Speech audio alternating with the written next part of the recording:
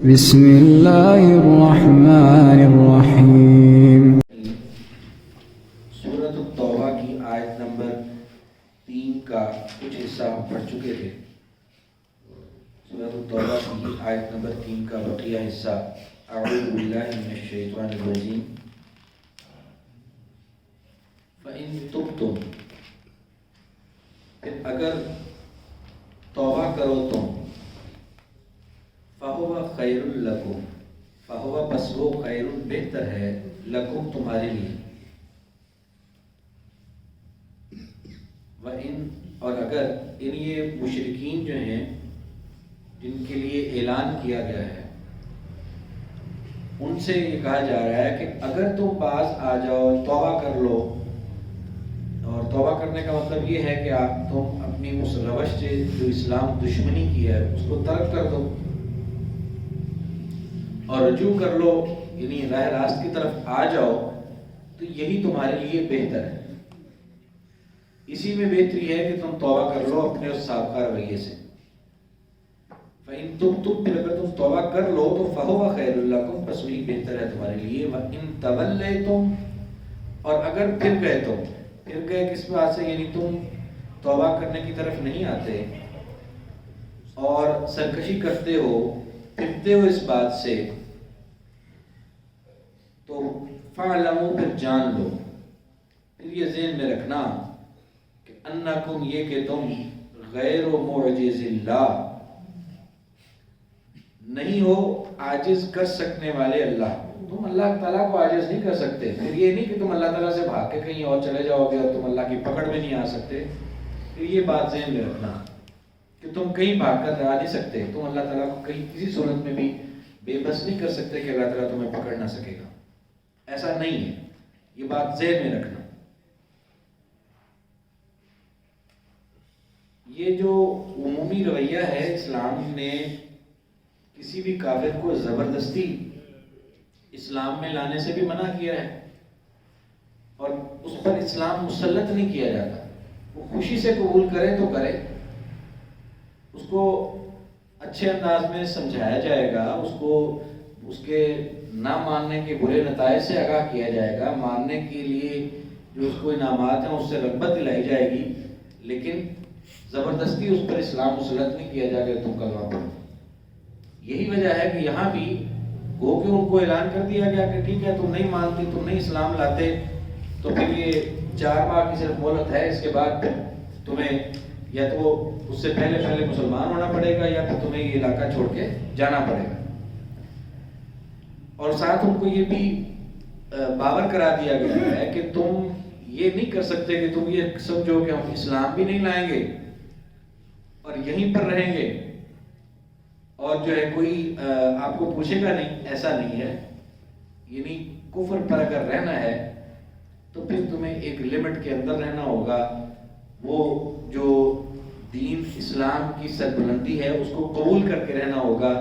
اللہ کے ماننے والوں کا ماتحت بن کے رہنا ہوگا، اور تم یہ نہیں ہو سکتا کہ پھر مانو بھی نہ، اسلام بھی ہم نہیں لاتے اور پھر جناب تم آزاد بن کے اور سر اٹھا کے جیو، یہ نہیں ہو سکتا۔ اور اس کے لیے پھر اللہ تعالیٰ کی طرف سے جو احکامات ہیں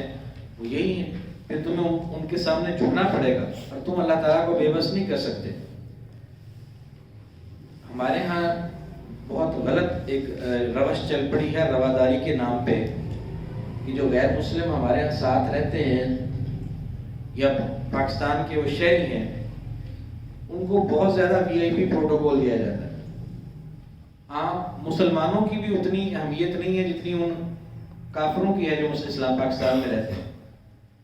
اب اس سے کیا ہے، یہ نفسیاتی طور پہ اس سے میسج یہی جاتا ہے کہ وہ ظاہر ہے ہر بندہ جس کو ایک خاص حیثیت اور VIP حیثیت ملی ہوئی ہے، وہ اپنی اس حیثیت کو چھوڑ کر عام حیثیت کیوں اختیار کرے گا؟ اگر وہ کافر رہ کر اس کو پروٹوکول زیادہ ملتا ہے، گورنمنٹ بھی بڑا اس کا خیال رکھتی ہے، پولیس بھی نہ بروقت اس کو اہمیت دیتی ہے کہ یہ اس کو کہیں کچھ نہ ہو جائے گا، اس کو کچھ ہو گیا تو دنیا میں شور پڑ جائے گا، تو مسلمان چاہے گا جب ملی کی طرح کرتے رہے، ان کی کوئی بات نہیں، ان کی خیر ہے۔ جب یہ سٹیٹس بنا دیا جائے گا کافروں کا، تو کافر کیا اس کا دل چاہے گا کہ وہ اپنے کفر کو چھوڑے اور مسلمان ہو جائے؟ جبکہ رسول اللہ صلی اللہ علیہ وسلم کی تعلیمات میں یہ ہے کہ کافروں کو وہ جو اسلامی معاشرے میں رہیں ان کو اس طرح سے محدود رکھا جائے، ان کو یہ احساس دلایا جائے کہ وہ دوسرے نمبر کے دوسرے درجے کے شہری ہیں، وہ اول درجے کے شہری ہیں ہی نہیں. اور اس سے یعنی کیا ہوگا کہ ان کے دل میں احساس کمتری ہوگا، معاشرے میں وہ اپنے آپ کو کمتر محسوس کریں گے، اور پھر جب کمتر محسوس کریں گے تو ان کے دل میں یہ احساس اور خواہش پیدا ہوگی کہ وہ بھی اول درجے کے شہری بنے. یعنی زبردستی تو ان کے ساتھ نہیں کی گئی، لیکن سائیکولوجیکلی نفسیاتی طور پہ ان کو اس بات کی طرف ضرور پریشرائز کیا گیا ہے کہ وہ لوگ اسلام کی طرف آ جائیں اور اپنی بھلائی اصل جو ہے اس کو حاصل کر لیں. یہاں بھی یہی اللہ تعالیٰ ان کو بار بار سمجھاتے ہیں، ٹھیک ہے کہ تم یہ تمہیں مرضی ہے تمہاری توبہ کرو یا نہ کرو، لیکن اگر تم پھرتے ہو اور توبہ طائب نہیں ہوتے ہو تو پھر یہ ذرا ذہن میں رکھنا کہ اللہ کو بے بس نہیں کر سکو گے، تمہیں اللہ کے دین کے ماننے والوں کے سامنے پھر جھکنا پڑنا ہے. وبشر الذین، اور بشارت دے دیجئے ان لوگوں کو کافروا جنہوں نے کفر کیا. اب یہ بشارت لفظی معنی بشارت کا تو خوشخبری ہوتا ہے، تو یہ طنز کے طور پر ہے کہ ان کو پھر اور کوئی خوشخبری کوئی نہیں ہے ان کے لیے جو کافر ہیں، یہ جو کفر کرتے ہیں، سوائے اس کے کہ ان کے لیے خوشخبری دردناک عذاب کی ہے. وبشر، اور آپ خوشخبری دے دیجئے الذین، ان لوگوں کو کافر جو کافر ہوئے، بعذاب علیم، دردناک عذاب کی. یہ بھی اسی طرح سے ایک تنبیہ ہے، ایک ڈراوا ہے، تاکہ وہ یہ سوچیں کہ اگر ہم کفر پر رہے تو اس کا نتیجہ عذاب علیم ہے، اور وہ لوگ اس کفر سے واپس آنے پر آمادہ ہوں، اس بات پر سوچنے پر مجبور ہوں. الا الذین، سوائے ان لوگوں کے عاہدتم، عہد کیا تم نے، من المشرکین، مشرکوں سے، ثم پھر لم ینقصوا، نہیں کمی کی انہوں نے، کم تم سے، شیئن کچھ بھی.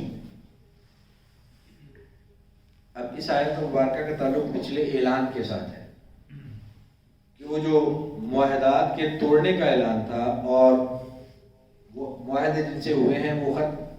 کر دیے گئے، اور ان کے اعلان کر دیا گیا کہ اب اللہ اور اس کا رسول جو ہے وہ بری ہیں ان معاہدات سے. ان سے استثناء لیا گیا ہے کچھ مشرکین کے ساتھ کیے گئے معاہدات کو.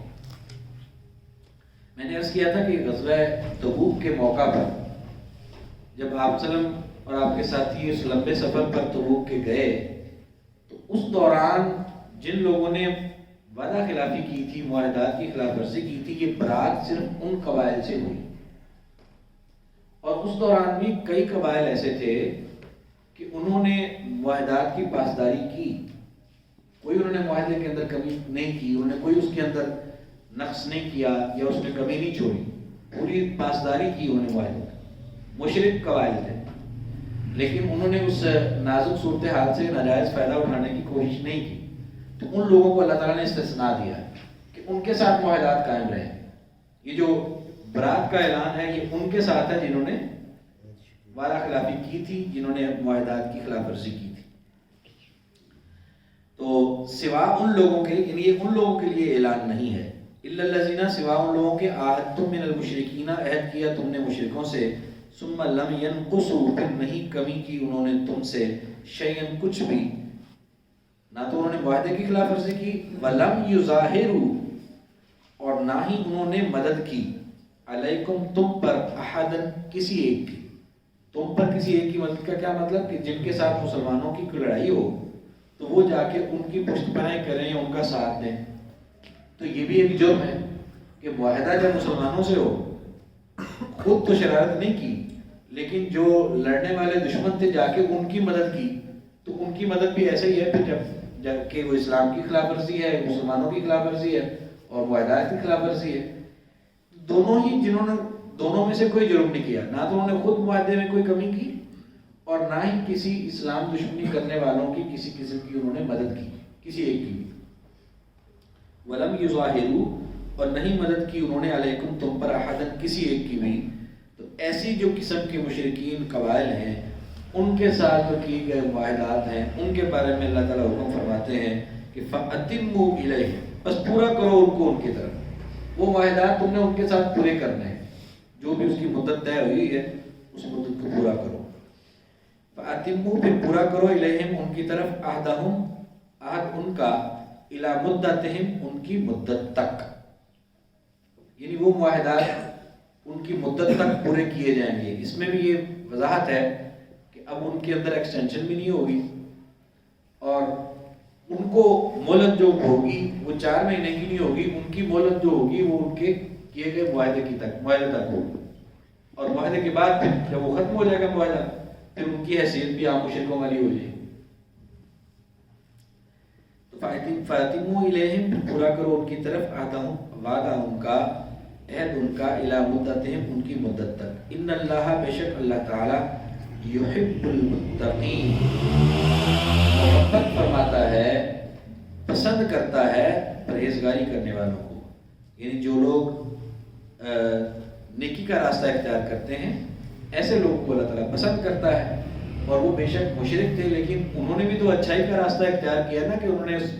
برے حالات سے ناجائز فائدہ نہیں اٹھایا، معاہدے کی پاسداری کی. تو جو بھی اس طرح سے پاک دامنی اختیار کرتا ہے تو ایسے لوگوں کو تو اللہ تعالیٰ پسند کرتا ہے. اس لیے اللہ تعالیٰ نے بھی ان لوگوں کے معاہدات کو یہاں پر استثناء دیا ہے. یہ خاص طور پر اگر اس واقعے کے حوالے سے اس کو کہیں تو پھر یہ مطلب بنتا ہے عام طور پر یہ بات جو ہے وہ یہ ہے کہ جو بھی تقوی اختیار کرنے والے لوگ ہیں، پرہیزگاری اختیار کرنے والے لوگ ہیں، جو غلط روش سے بچتے ہیں، نیکی کا راستہ اختیار کرتے ہیں، ایسے لوگ ہیں جن سے اللہ تعالیٰ محبت فرماتا ہے. پھر فرمایا کہ فَإِذَا انْسَلَخَ الْأَشْهُرُ الْحُرُمُ فَإِذَا پھر جب انسلخ نکل جائیں الاشہر مہینے الحرم حرمت والے، جب یہ حرمت والے مہینے نکل جائیں، وہ 4 مہینے جو مہلت دی گئی ہے وہ شمار کر لیں، یا یہ جو حرمت والے مہینے اگر وہ مہلت ختم ہوتی ہے وہاں پر حرمت والے مہینے ہیں تو حرمت والے مہینوں کے اختتام کا خیال کیا جائے گا. تو جب اب یہ بھی جو مہلت والے ہیں یہ بھی حرمت والے مہینے کہ ان میں لڑائی نہیں ہونی، ان میں ان کو کچھ نہیں کہا جانا، یہ بھی اس سے مراد ہو سکتے ہیں. اور اس سے مراد یہ بھی ہے کہ جب یہ مدت ختم ہو پھر اگر حرمت والا مہینہ ہوگا تو اس کا بھی پاس کیا جائے گا. تو بہرحال جب یہ حرمت والے مہینے نکل جائیں یعنی ختم ہو جائیں، جس میں جنگ سے یا لڑائی سے روک دیا گیا ہے، وہ جب نکل جائیں تو کیا کرنا ہے؟ فَقْتُلُوا الْمُشْرِكِينَ پھر لڑائی کرو مشرکوں سے، حیث جہاں بھی وجدتموہم پاؤ تم ان کو، وَخُذُوهُمْ اور پکڑو ان کو، وَاحْصُرُوهُمْ اور گھیرو ان کو، وَاقْعُدُوا اور بیٹھو، لَهُمْ واسطے ان کے، كُلَّ مَرْصَدٍ ہر گھات میں. اس کے بعد پھر مشرکوں کو چھوڑنا نہیں ہے، ان کو چننا ہے، کہیں جہاں بھی کہیں ملے ان کو پکڑو، ان کو گھیرو، ان کو گھات لگا کے بیٹھو اور ان کو نشانہ لگاؤ ان کو، اور ان کو پھر یہاں رہنے نہیں دینا، ان کو پھر مارنا ہے، ان سے لڑائی کرنی ہے مشرکوں سے. فَإِن تَابُوا اگر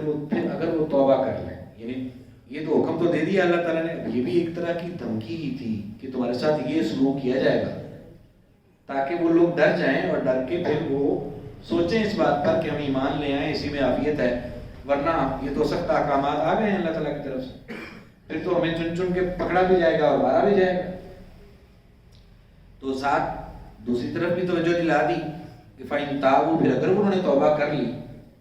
وَأَقَامُوا الصَّلَاةَ اور قائم کی نماز، وَآتَوُا الزَّكَاةَ اور ادا کی زکوٰۃ، تو فَخَلُّوا سَبِيلَهُمْ پھر چھوڑ دو ان کا راستہ. کیونکہ اصل میں تو اسلام کے ماتحت ہی ان کو کرنا تھا. جب وہ اسلام لے آئیں، وہ نماز کو قائم کریں، زکوٰۃ ادا کریں، دین کے جو احکامات ہیں ان کو تسلیم کرتے ہیں، تو پھر ان کا راستہ چھوڑ دو، پھر کوئی لڑائی نہیں ہے. ان اللہ بے شک اللہ تعالیٰ غفور الرحیم بہت بخشنے والا نہایت رحم کرنے والا ہے. وَإِنْ اور اگر احد کوئی ایک من المشرکین مشرکوں سے یا مشرکوں میں سے استجارہ کا پناہ مانگتا ہے آپ سے، یعنی آپ پناہ طلب کرتا ہے آپ کی، فَأَجِرُوا، بس آپ پناہ دیں اس کو، حتیٰ یہاں تک کہ یسمع، وہ سنے، کلام اللہ، اللہ کا کلام، ثم پھر ابلغہ، پہنچا دو اس کو، مأمنہ، اس کے امن کی جگہ پر۔ اب یہ ایک اور حکم دیا اللہ تعالیٰ نے کہ جب یہ مدت گزر جائے گی تو مدت گزرنے کے بعد اگر کوئی مشرک کسی مسلمان سے کہتا ہے کہ مجھے تم اپنے پاس پناہ دے دو، وہ نبی کریم صلی اللہ علیہ وسلم سے کہے یا کسی بھی عام مسلمان سے کہے کہ میں تمہاری پناہ میں آتا ہوں، تم مجھے پناہ دے دو، تو یہ سمجھ جاہلیت کے دور میں بھی پناہ جو تھی نا، یہ ایک باقاعدہ مروجہ قانون تھا۔ جو بندہ جس کی پناہ میں آ جاتا تھا وہ پھر اس کی حفاظت بھی کرتا تھا، اور دوسرے اس کے قبیلے کے سارے لوگ بھی اس پناہ کی لاج رکھتے تھے۔ یہی اصول یہاں پر اسلام میں بھی اللہ تعالیٰ نے جاری فرمایا کہ اگر کوئی مشرک کسی آپ سے یا کسی بھی مسلمان سے پناہ طلب کرتا ہے کہ میں تمہاری پناہ میں آتا ہوں، تو اس کو انکار نہیں کرنا چاہیے، کیونکہ اصل مقصد جو ہے کافر قابل نفرت نہیں ہے، اس کا کفر قابل نفرت ہے، اور اصل میں تو اس کو جو بھی کوئی کوشش ہو سکتی ہے اسلام کی طرف لانے کی، ہم نے وہ کرنی ہے، مارنا کافر کا کوئی مقصد نہیں ہے۔ تو لہذا اگر وہ پناہ مانگ رہا ہے تو کیا کر رہا ہے؟ جھک رہا ہے نا، آپ کے ماتحت ہوگا، آپ کی پناہ میں ہوگا، آپ کا وہ محتاج ہوگا، لہذا اس کو پناہ دے دو۔ اور پناہ دینے کے بعد پھر اللہ تعالیٰ نے دو باتیں ارشاد فرمائی ہیں۔ پہلی یہ کہ پناہ کا مقصد یہ ہے کہ جب وہ مسلمان کی پناہ میں رہے گا تو وہاں وہ دین کے احکامات کو سنے گا اور دین پر عمل ہوتا ہوا دیکھے گا۔ جس کی پناہ میں وہ ہوگا تو ہو سکتا ہے کہ اللہ تعالیٰ اس کے دل کو راغب کر دے دین کی طرف اور وہ مسلمان ہی ہو جائے۔ البتہ اگر وہ پناہ میں آنے کے بعد مسلمان نہیں ہوتا،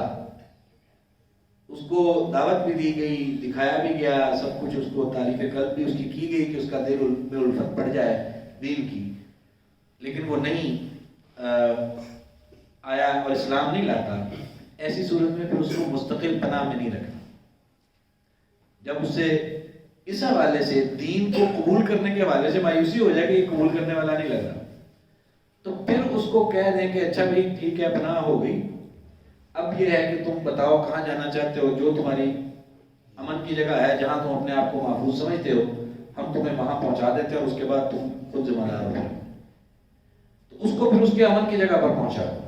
اگر تو رہ کے دین سے راغب ہو کر مسلمان ہو جائے گا تو معاملہ ٹھیک ہو گیا، تو پھر تو قصہ ہی ختم ہو گیا، وہ جھگڑا ہی ختم ہو گیا۔ لیکن اگر وہ نہیں رہتا تو پھر اس کو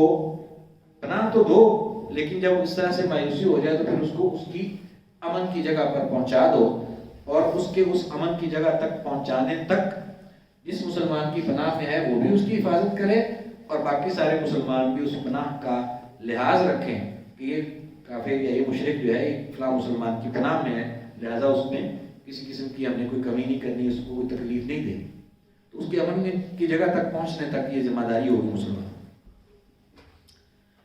تو ثم ابلغ، وہ پہنچا دو اس کو، مأمنہ، اس کے امن کی جگہ پر۔ ذالک، یہ بأنہم، اس وجہ سے ہے کہ وہ قوم، ایسی قوم ہے، لا یعلمون، جو نہیں جانتے۔ اصل میں یہ اللہ تعالیٰ تعلیم اس لیے دے رہے ہیں کہ لوگ ناسمجھی میں اسلام دشمنی کرتے ہیں اور ان کو پتہ کوئی نہیں ہے، اور یہ رہیں گے تو شاید ان کو علم ہو جائے اور اس علم کی بنیاد پر پھر وہ اسلام کو قبول کر لیں۔ اور لا علمی جہالت جو ہے نا، یہ بہت بڑا پردہ ہے۔ اللہ اکبر، کئی لوگ اس طرح سے جو کہ بڑے، مثال ابھی ہمارے ہاں جو، خیر وہ کفر اسلام والی بات تو نہیں، لیکن ہمارے مسلمانوں کے اندر، فرقوں کے اندر ہی کئی لوگ اتنے متعصب ہوتے ہیں، اتنے شدید نفرت کرتے ہیں ایک دوسرے سے عقائد کی بنیاد پر، لیکن انہیں کو جب اللہ تعالیٰ ہدایت دیتا ہے تو وہ اپنی اس سوچ کے اوپر افسوس کرتے ہیں کہ ہم کس طرح سے سوچتے تھے، کس طرح سے ہم نفرت کرتے تھے اور کتنے غلط تھے جب اللہ تعالیٰ ہدایت دے دیتا ہے۔ کئی ایسی مثالیں، ایک مثال میں یہ ہسپتال بازار میں عدنان آپٹیکل والے ہیں، کارنر کے اوپر جب ہم ایک طرف جاتے ہیں نا، ایک طرف ہمیں اسپیڈ ہے، اس کے بالکل سامنے دکان ہے۔ وہ بزرگ جو ہیں انہوں نے ایک دفعہ مجھے یہ بات بتائی کہ میں بھی شدید نفرت کرتا تھا حدیثوں سے، اور مجھے یعنی شکل سے نفرت ہوتی تھی ان کی، لیکن اب اللہ تعالیٰ نے جب ان کو ہدایت دی ہے تو وہ اپنے اس رویے پر شرمندگی کا احساس ان کو احساس بھی ہوتا ہے، اور کہتے ہیں کہ مجھے حیرانی ہوتی ہے کہ میں اس وقت میری سوچ کیوں اتنی غلط تھی۔ تو یہ اصل میں جب جہالت ہوتی ہے نا تو اس کا ایک پردہ ہوتا ہے، اس کی وجہ سے بندے کو بات سمجھ میں نہیں آ رہی ہوتی، لا علمی کی وجہ سے، جہالت کی وجہ سے۔ لیکن جب اللہ تعالیٰ علم دے دیتا ہے، کسی بات کی سمجھ دے دیتا ہے، تو پھر احساس ہوتا ہے کہ حقیقت کیا ہے اور میں کن غلط فہمیوں کے اندر تھا۔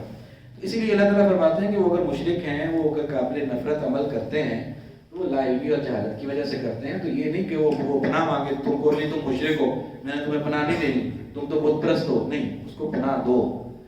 اور یہ اس میں میرا خیال ہے کہ ہمارے ہاں بھی جو وہ تو خیر تھے بت پرست مشرک جو کلمہ وہ بھی نہیں تھے، ان کو بھی اس طرح سے اپنے قریب کرنے کا اور قریب رہنے کا موقع دینے کی رغبت دلائی ہے اللہ تعالیٰ۔ اور ہمارے ہاں یہ جو کلمہ کو مشرک ہیں، وہ بیچارے اپنی لا علمی اور جہالت کی وجہ سے شرک کا ارتکاب کرتے ہیں کلمات میں، اعمال میں۔ اور ہمارے وابی حضرات جو ہے نا، وہ ان سے سلام لینا گوارا نہیں کرتے، اور ان کے ساتھ نماز پڑھنا اس کو بالکل حرام سمجھتے ہیں۔ وہ اگر آ جائیں تو ان کو بھی آنکھیں گھور گھور کے دیکھتے ہیں کہ ادھر آ گئے۔ یہ جو رویہ ہے نا، یہ رویہ ان کو معذور سمجھنا چاہیے، ان کو سمجھ نہیں ہے، ان کو دلیل کا پتہ نہیں ہے، ان کو صحیح تو راستے کی سمجھ نہیں ہے، وہ معذور ہیں۔ تو ان کے ساتھ ہمدردی کرنی چاہیے، ان کو سمجھانے کی کوشش کرنی چاہیے، ان کو اپنے قریب لانا چاہیے کہ شاید وہ آپ ان کے ساتھ رہیں گے، وہ آپ کے ساتھ رہیں گے، تو رہتے ہوئے ایک دوسرے سے بات چیت ہوتی ہے، گفت و شنید ہوتی ہے، ایک دوسرے سے قربت ہوتی ہے، ایک دوسرے کی بات بندہ بغیر تعصب کے سنتا ہے، تو شاید اللہ تعالیٰ ہدایت دے دے گا۔ تو یہ جو اس قدر نفرت ہے نا، جس سے اگلے کے دین کا نقصان ہو، یہ قابل مذمت ہے، جو ہمارے ہاں پائی جاتی ہے، بہت زیادہ شدت ہے، اس سے ہمیں گریز کرنا چاہیے۔ تو آج کا سبق دوہرا لیں جی، اعوذ باللہ من الشیطان الرجیم۔ فَإِن تُبْتُمْ، پھر اگر تم توبہ کر لو، فَهُوَ خَيْرٌ لَكُمْ، پس وہی بہتر ہے تمہارے لیے۔ وَإِن تَوَلَّيْتُمْ، اگر تم پھر گئے، فَاعْلَمُوا، تو جان لو، أَنَّكُمْ، یہ کہ تم غیر معجز اللہ، نہیں ہو عاجز کرنے والے اللہ کو۔ وَبَشِّرِ الَّذِينَ، اور بشارت دے دیجیے ان لوگوں کو، کافروں جنہوں نے کفر کیا، بعذاب علیم، دردناک عذاب کی، الا الذین، سوا ان لوگوں کے، عاہدتم، جن سے عہد کیا تم نے، من المشرکین، مشرکوں میں سے، ثم پھر لم ینقصوکم، نہیں کمی کی انہوں نے تم سے، شیئا، کچھ، ولم یظاہروا، اور نہ ہی مدد کی انہوں نے، علیکم، تم پر، احدا، کسی ایک کی، فَأَتِمُّوا إِلَيْهِمْ، پھر پورا کرو ان کی طرف، عہدہم، ان کا وعدہ، الی مدتہم، ان کی مدت تک، ان اللہ، بے شک اللہ تعالی، یحب المتقین، پسند فرماتا ہے متقین کو، یا تقوی اختیار کرنے والا۔ فَإِذَا انْسَلَخَ، پھر جب نکل جائیں، الاشہر الحرم، حرمت والے مہینے، تو فَاقْتُلُوا الْمُشْرِكِينَ، پھر قتل کرو مشرکوں کو، لڑائی کرو مشرکوں کے ساتھ، حیث، جہاں کہیں بھی، وجدتموہم، تم پاؤ ان کو، وخذوہم، اور پکڑو ان کو، واحصروہم، اور گھیرو ان کو، وقعدوا لہم، اور بیٹھو ان کے لیے، کل مرصد، ہر گھات میں۔ یہ گھات کی اصطلاح بہرحال میں نے وضاحت نہیں کی، اس کی یہ ہوتا ہے کہ ہم کسی بھی گزرنے والا آدمی ہے تو اس کے راستے میں کوئی شخص چھپ کے بیٹھ جاتا ہے کہ وہ جب آئے گا میں اس پر حملہ کروں گا، تو یہ چھپ کر بیٹھ کر حملہ کیا جاتا ہے، اس کو گھات لگانا کہتے ہیں۔ وقعدوا، اور بیٹھو، لہم، ان کے لیے، کل مرصد، ہر گھات میں۔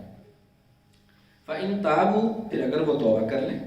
وَأَقَامُوا الصَّلَاةَ، اور قائم کریں نماز، وَآتَوُا الزَّکَاةَ، اور ادا کریں زکوٰۃ، تو فَخَلُّوا، پھر چھوڑ دو، سبیلہم، راستہ ان کا، ان اللہ، بے شک اللہ تعالیٰ، غفور الرحیم، بہت بخشنے والا، نہایت رحم کرنے والا ہے۔ وَإِنْ أَحَدٌ، اور اگر کوئی ایک، من المشرکین، مشرکوں میں سے، استجارہ کا،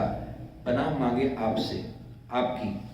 فَأَجِرْهُ، پھر آپ پناہ دے دیں اس کو، حتیٰ، یہاں تک کہ یسمع، وہ سنیں، کلام اللہ ہے، کلام اللہ کا، ثم، پھر ابلغو، پہنچا دو اس کو، مأمنہ، اس کے امن کی جگہ پر، ذالک، یہ، بأنہم، اس وجہ سے ہے کہ وہ قوم، ایسی قوم ہے، لا یعلمون، جو نہیں جانتے۔